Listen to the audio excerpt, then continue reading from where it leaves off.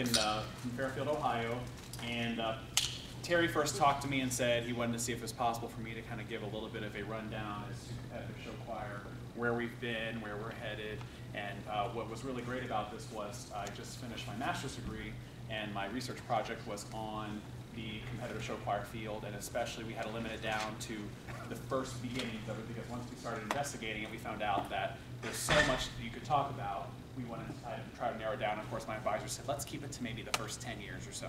So my actual research project dealt with one of the first show choir competitions, which was called Bishop Lures in Fort Wayne, Indiana, which I'll be talking about in a minute. But this kind of project kind of takes that and then goes a little farther beyond it. It starts with some of the history of show choir at the beginning, and then we kind of took that into the show choir realm of today and what's going on and kind of the Glee effect that's been going on with competitive show choir. So just to kind of start off, this is where it all began.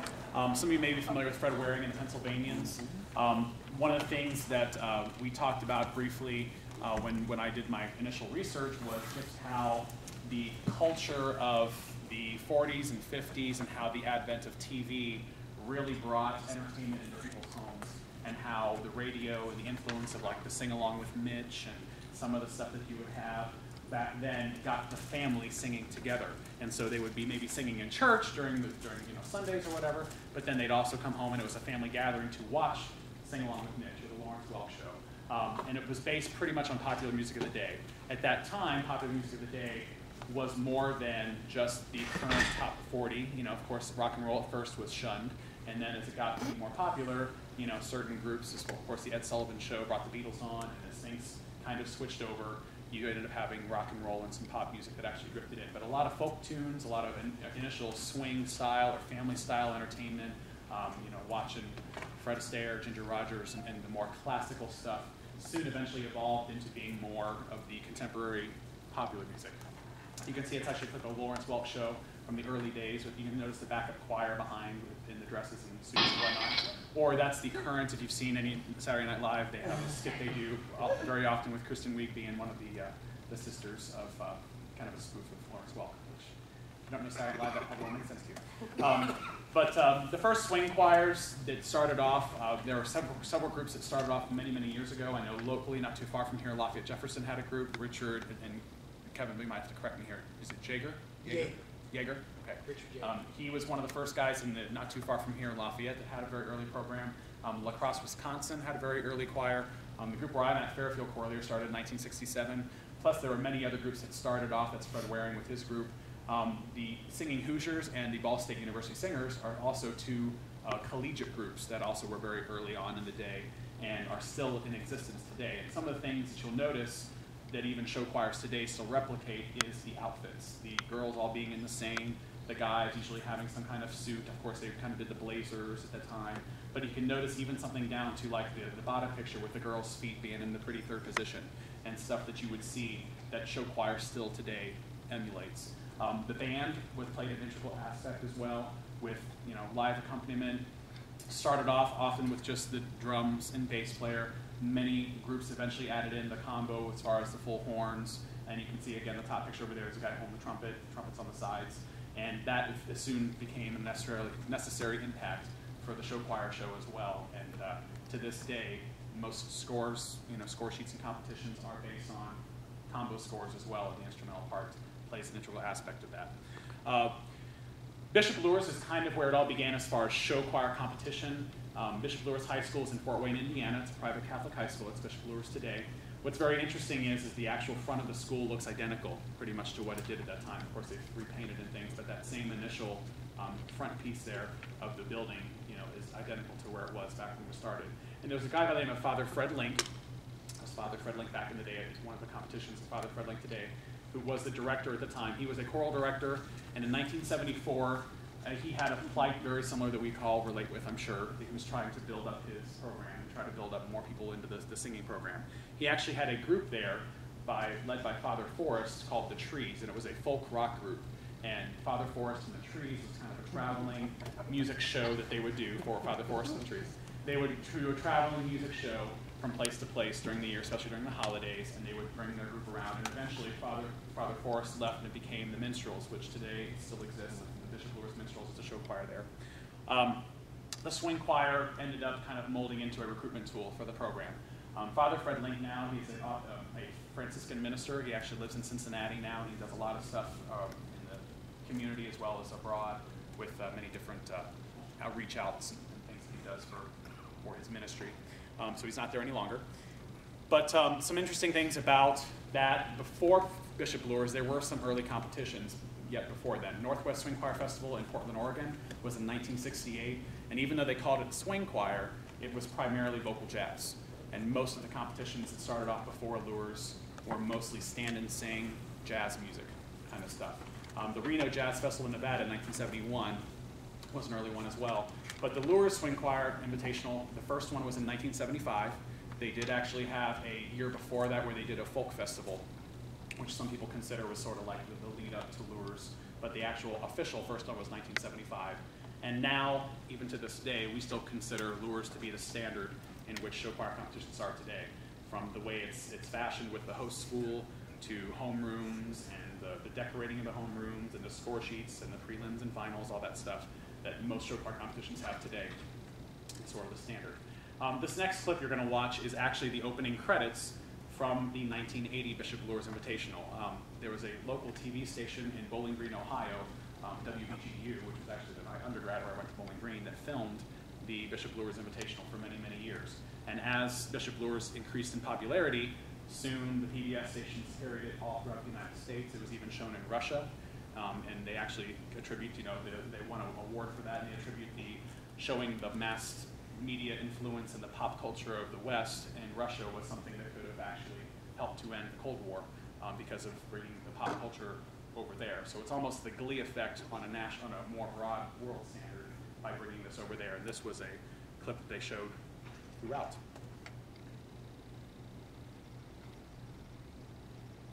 We should have sound. Or not. Okay. Let's go back. Let's try that again. Is the sound turned up? Okay. Let's try. The following program is made possible in part by a grant from Sioux Chalet Motor Lodges and Inns of Fort Wayne.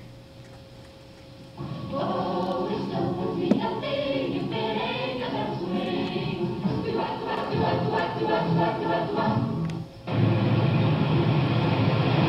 To me, a swing choir is a choir that seeks to give the best music that they can perform, combined with the best choreography, all put together in something that is pleasing and entertaining to the audience.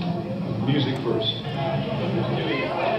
I've always liked to sing, and I just saw swing set from previous years, and I thought I'd really like to be in that, be a part of that group.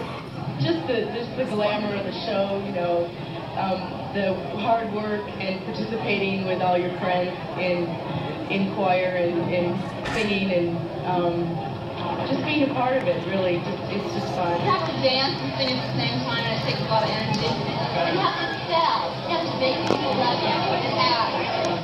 It's only a thing if it ain't a bell swing. We're going to see tremendous enthusiasm, tremendous involvement. More, give me more, give me more, say more, give me more, give me more, say more, give me more, give me more, say give me more, give me that.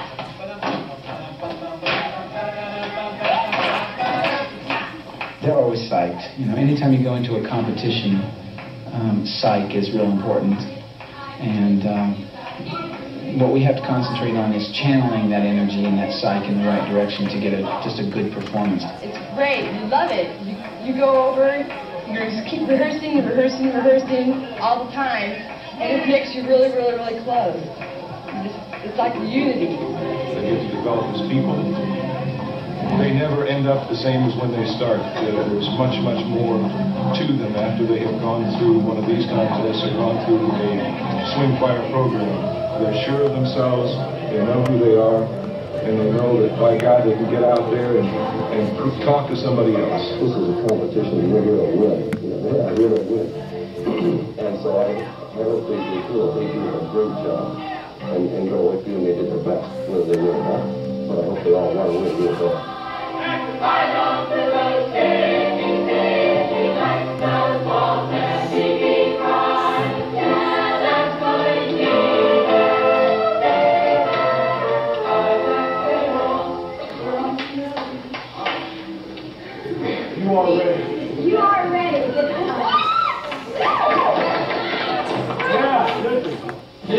differences is we are on. Just feel that rhythm, everything you got.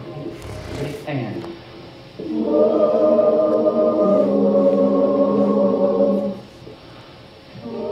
we were strive to be a choir that dances, not a dance troupe that tries to sing. But they are equal in the swing choir. But hopefully just a little more on the vocal.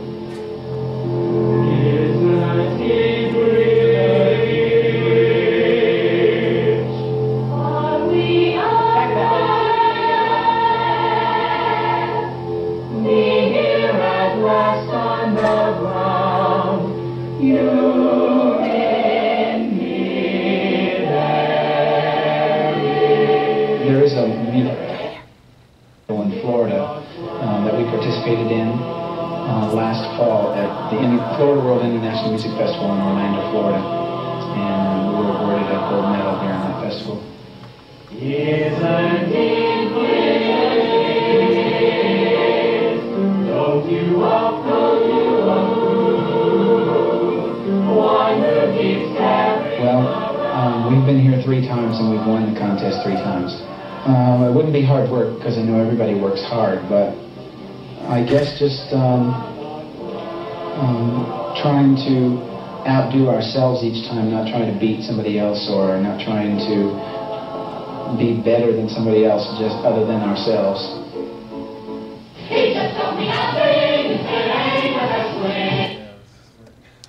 All right, some very interesting things that are going on there, and some of you I know are familiar with lures, and I'm going to probably have Kevin talk here in a second because I know he's got a lot of knowledge about it. Some very interesting, lures still is having their competition every year. They've done it since, and in the past 35 so years that they've been doing it, most of the things have remained the same. In fact, on some of my interviews that I did with some of the directors that were there, they still have certain hallways that they would remember walking down this one hallway where it was kind of like you were going to be fed to the wolves, you know, because you open that door and then the lights are on, the TV cameras are rolling, and it all came down to that. Whereas nowadays we're so used to having show choir competitions that's a regional thing where you can go to 8, 10, 12 different competitions on any given weekend, whereas Lures was for all the marbles. There was no nationals, there was no, you know, second chance other than that day, and you work all year for that one day. Talking to directors like Ron Helens or Berta Slinkard, they would said, you know, there'd be such, you know, competitive nature that they would, you know, accuse each other. Well, I heard you singing on the ballad. Well, I heard you doing this. Well, you did this, and that's not fair. And they had such competitiveness in this drive that at the time, many choral professionals initially really got into Lures. You had a lot of the major people. The noted choral arranger Norman Luboff was a guest judge. Several ACDA people got really involved in it. And then as the 80s kind of progressed, it kind of got less and less popular because everyone made it all about competition. And pop music took over, and the emphasis was not there. One of the directors I talked to, Lynn Leupold, had a group there for several years, and she even said one of the big concerns and why Lures kind of lost respect, or show choir in general lost that respect, is because the emphasis was not on the vocals anymore. It soon became about the show. Okay, which kind of shows you how this title went from swing choir, which you think swing choir, you know, step touches, sway snap, the swing being the nature of the music, because the music that was sung at that time in the early days of Lures was swing, jazz, folk music. It wasn't your top 20 of the day, whereas now it's much more that way. And I know there's several of us who are purists who want to make sure we always do the songs in the right style, but at that time, ACDA and the big wigs in choral music said, this is going the wrong way. And soon, as time went on, the show choir phenomenon kind of wore off in probably towards the mid to late 80s. And all of a sudden, even though other competitions shot up, you had people who shunned show choir because of that. Several things actually continue today in show choir competitions. Homeroom decorating. If you've ever been to a competition, your homerooms were decorated. That was something that Lures started. Father Fred Lake thought it was very important that it was an actual spiritual experience. They would have Mass. The Friday before, they set up everything. All of the Bishop Lures kids and their parents would have Mass, talking about the goals of this weekend, how they want people to be able to come and feel like they're special. It was a great time for them to come together. And as time went on, even though they kept, you know, having that message, it got to be so competitive that the day was all about the competition, and it wasn't the friendliness as much. And it got to be, quite frankly, very, you know, in your face and pretty rough and crude. The host school was in exhibition. The Bishop Lures minstrels always finish the day. Most competitions today, the host school finishes out the night. Preliminary and finals round, They also started that. They actually initially started Bishop Luers with cash awards. The very first year they gave cash awards, they decided to do away with that. Some competitions now actually are giving cash awards again because they thought that that'd be a good little selling point. Caption awards, their best vocals. At the time, Luers still does a best overall vocal performance and then an overall show award that they would give. Plus, Luers actually went to the extent of giving things which we don't see very often anymore, individual awards for the best wins, best rhythm section, best brass, guitar player, all that kind of thing. They went all out because Father Fred wanted to make sure that everybody came away a winner. The similar score sheet, of course, swing eventually became show, so it's not swing choir, but now we think of show choir. But the score sheet, for the most part, has not changed. Certain categories, there is no one standard score sheet that's used in show choir. Every competition has their choice as to what score sheet they want to use. But for the most part, the vocal categories remain pretty much the same. And many people still use the Luers score sheet almost to a T for their scoring, except they've usually added a few more vocal or visual categories as time went on with choreography and band. The same formula has still been used, though, for 35 years at Luers. They still use the same pattern, the same stuff, same usual routine. Fun fact, of course, Mr. Butler here, he is actually one of the foremost authorities, and actually I went to him. He was able to give me some DVDs that he had of some videotapes from way back when, and his choir first edition from Lafayette Jefferson High School was one of the first groups to do what we call a power ballad. And I want to say, was it 88, Kevin? 1988, he did One Day More from Les Mis. And it was still considered in show choir history one of the turning points because all of a sudden the power ballad came in which you all of a sudden had a group that went on stage and people were just giving a standing ovation in the middle of the show. It just totally changed the way show choir is, and now you hear the power ballads very often. You know, a ballad just keeps building and building. Kevin, I don't know if you want to, I don't want to put you on the spot. Do you want to say anything about that or any of your experiences with it? I think a fun thing to know, pre-Bishop Luers, Fred Waring is that one of Fred Waring's first choral directors that he hired to work with his group was Robert Shaw. And Robert Shaw was the man really, if you know tone syllables, the tone syllables that come out of those old Shawnee Press arrangements, that's a Robert Shaw creation. And that the basis of swing choir, show choir, had some really good choral people in it, involved in it. And ACD at first was terribly opposed to show choir, terribly opposed. And the Luers came along and really established some very good singing groups. And so ACD kind of changed its mind and turned the corner. And then, as Jeff was saying, then it changed again because it became so competitive. And that's unfortunate because in the early years of Bishop Luers, everybody sat in and watched every group. The gym was packed to the rafters. You couldn't get in at night because there were so many people who wanted to see. And it was really for a chance, as Father Fred said, for newer groups to see what could be done and really provide models for groups to improve upon. So the whole genre improved. I think that one of Father Fred's main things is that the competition was there so that people could see the best and know what to strive to do. And then it got kind of carried away with its own enigma about being so great that it became so competitive. People stopped watching and were so busy competing that they stopped learning, which is a shame. There's one show clip I'm going to show you, and you actually saw part of this. This is a clip from the actual competition. Actually, it was 1980. And this is something I did a clinic out in Burbank, California a few weeks ago, and I had the students watch this. And it was very interesting to me to see how students view older show choir and what they think of today and how they all of a sudden assume that it's all about the choreography must be hard and they must do all this crazy stuff, and how the way the young people today sometimes don't really value the good singing. Now, if they're well trained and they know what the good singing is, and they're given examples of that, I always, even with my students, we'll listen to things periodically now, and we'll talk about what's good and what's bad, because they need to know what good singing is, and that's a big issue I know with show choir in general. The bad rap that show choir gets is the good singing thing. But I had them watch this and kind of just judge it based on what they see in here, and I asked them what year was the clip. Okay, and just see if they can kind of guess what the year was. And then again, a score sheet comparison, if you were to kind of look at the score sheets and see how this group would have scored at that time, how it would have scored today. It was just very interesting to see what they thought about it. We'll talk about it quick here. And then Carmel, you saw earlier on the one clip, Carmel Ambassador is still in existence, Carmel, Indiana. It's not just a coincidence that on Glee they're against the school from Carmel, okay, which of course there's no Carmel, Ohio, even though Lima, Ohio is a place for show.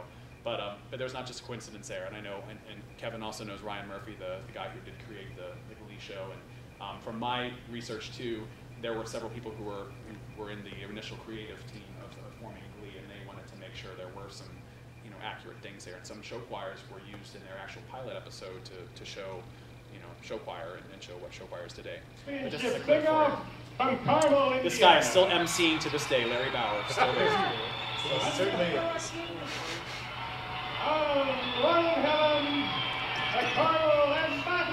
Watch how the drum set enters. You have to do everything timed in your allotment, so they block everything in. Techers bring in the risers. You gotta bring your own risers. How long did it take to get this rehearsed? It's all timed out.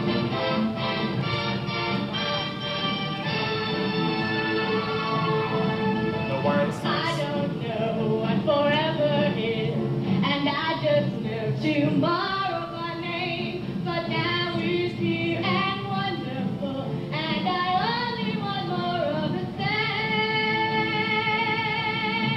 I only want more of the moment when we're alone in a world like this, not looking back at yesterday or beyond the very next year.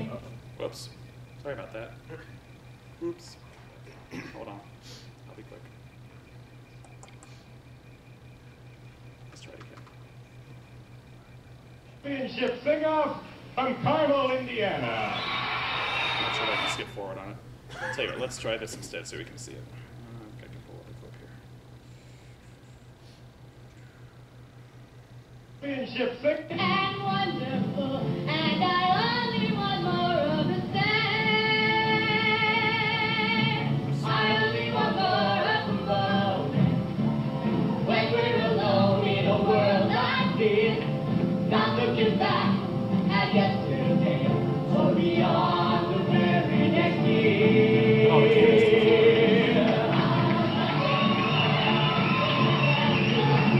Find you looking at me. Now that I'm seeing the love in your eyes, what else is there to see?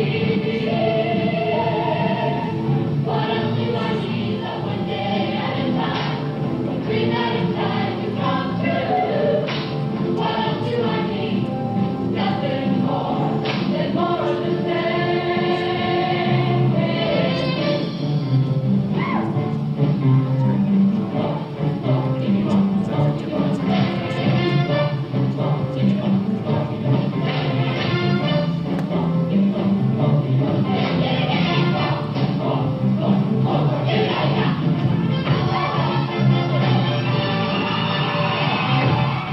That's not very amazing.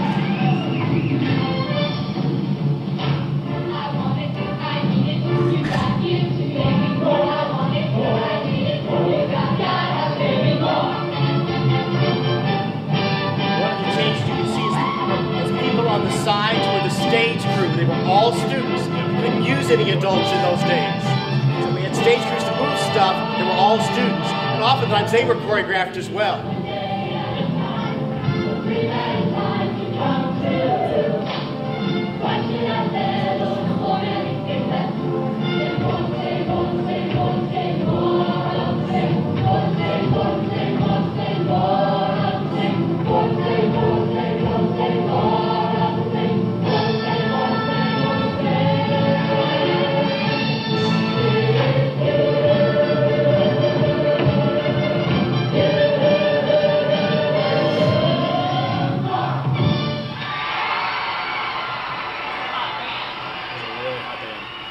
Ambassador Brass. Ambassador Brass, yep. I don't know if Rich Saucedo was there at that time, but he definitely had him going. Probably before. 79, 80. I think it was Dick. Was it? Okay, let's try to get jumping back in here.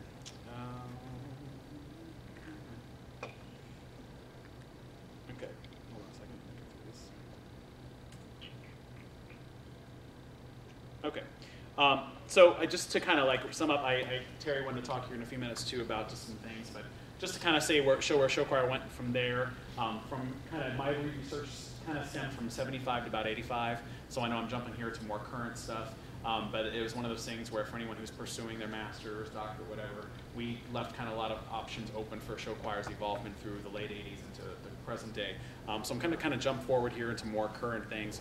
Lures at the time was considered sort of the national event. It was actually Ron Helms was one of the guys who actually started another competition called Showstoppers with Jim Dash, and actually started that as another national event. And now these days there are nationals all over the place. There's really no one true national champion these days. There's just so many places you can go that call themselves nationals, that you could say you have a national title, but there is no one clear national champion because there's just so many that are out there. And you can check on websites, there's just tons that say they are the national one. But it became so much about money too, because you have these different travel groups who need to make their money, and they say, well, we have the best one, well, we have this. Some other things that have changed lately is show choir is now more custom, whereas back then you'd find more of the stock arrangements, things became arranged. Actually, Ron Helms from Carmel ended up stopped competing. He told me he stopped competing at Lures because eventually everybody was copying him. They copied his arrangements. He did his own choreography, and soon, you know, the whole arrangement thing got to be so popular. You wanted to have an original show that no one else had, and to this day, the competitive groups usually will hire an arranger and do their show because they want to be unique and different. So Hal Leonard and some of these, and Warner Brothers, some of these other publishers have lost money at times because of stock arrangements as time went on, especially into the mid to late 90s. You know, you didn't see the stock arrangements being performed in competitions. Custom costume design, show design variations. There's so many different styles now. Some have theme shows, some have a concept, musical theater. And then you have your traditional, just pick, you know, 4 or 5 tunes that just seem to work well together. And there's just different areas and different schools pick things that work for them. There's just many different variations. Live instrumentals, now even adults, as Kevin said, now, you know, you sometimes will see the adults being used, or the students. And that's kind of almost a problem right now and detrimental with music education, is because you have so many programs that cut their orchestra or cut their band, or you have choir and band directors that don't work well together. And you have to hire in, or you have to go out and you have to find these people. There's many show choirs now that the competition just had to say, look, fine, you can have adults in your band, you won't be eligible for the best combo award, but you can have adults. I mean, because otherwise these people, we don't have a band otherwise. You know, you have to do it. And of course, arrangements and different things. There's so many things now with mass media. There's so much going on that you can find show choir all over the place. And again, it kind of goes with the Glee effect, of course, which we're going to talk about here in a second. The good, the bad, and the sequin, of course, is that you have your pros of show choir, the increased enrollment, the school district ambassadors. Many school districts will want a show choir just because of the sheer fact that they're good for the community. They go out and they do their holiday shows for the Optimists or Kiwanis or whatever. Of course, the cons that have been used for years, the tail that wags the dog when show choir becomes the only thing your school is about and not the choral technique. And then, of course, the emphasis on pop or musical theater over the choral classes. And, of course, you have money and money and money and money and sequins and rhinestones and all that stuff to get your choir. Keeping the choir part, this is some research that I found. I'll just go here real quick. The ACDA actually did go through, and they actually do have some show choir representation now. It's been a long time coming, and they actually do have it. But one of the things that ACDA did, a little caveat, was they wanted to make sure that they did talk more and have more roundtable discussions about what a good show choir would be. And these are some of the things that they had talked about. If you're familiar with the choral arranger Rosephanie Powell, she was one of the ones that was contacted with this. And things such as, you know, the tone quality, the clear diction, warming up the choir properly so there's no vocal damage, because you jump into some of this pop music today and you can't do it in a healthy way. Finding music that fits the range of your singers. I've been to many show choir camps and things, and I've noticed this. There's a lot of times where just because a piece is written for SAB doesn't mean that you have the baritones that can sing that. And sometimes people will just make the guys sing parts that are just totally out of their range, or you have girls that just can't handle certain high notes. And you just have to be very careful. And the choreography must serve the choir. They need to be singing properly before you add the choreography. And I'm just going to wrap it up here with what's going on recently. Show choir truly has hit mainstream. You got Clash of the Choirs, you have Glee, you have so many things going on now with the discussions in 2007 when MENC started it, and they actually started to recognize show choir again. And many state music associations now recognize show choir as well. There are several states. Indiana has a state show choir finals. There are all-state show choirs in many schools. I think Iowa, Mississippi have things like that. And then there's also some schools that have, you know, their state champion. Indiana has a state champion. West Virginia has a state champion show choir they pick. and it just seems to keep on growing. So luckily MENC is now recognizing that. What next? We're not sure what's going on. In California, they have an a cappella requirement that some competitions now have, where you have to have a minute's worth of a cappella music.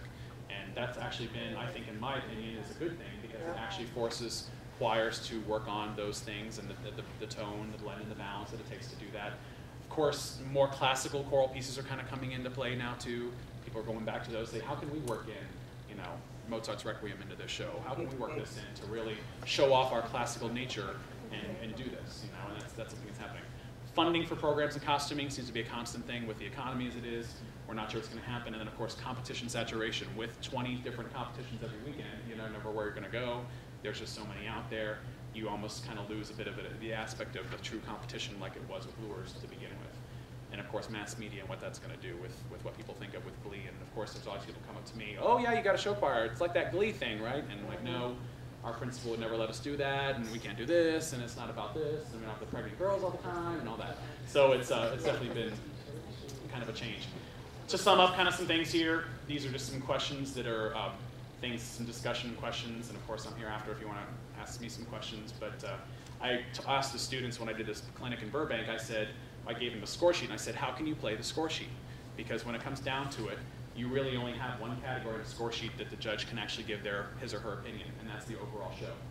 Okay, tone quality, blend, balance, intonation, all that good stuff. That's really what the score sheet's about. And as a judge, if you're a qualified judge, you'll look at that and you'll say, well, I have to pick the school that truly is the best of this.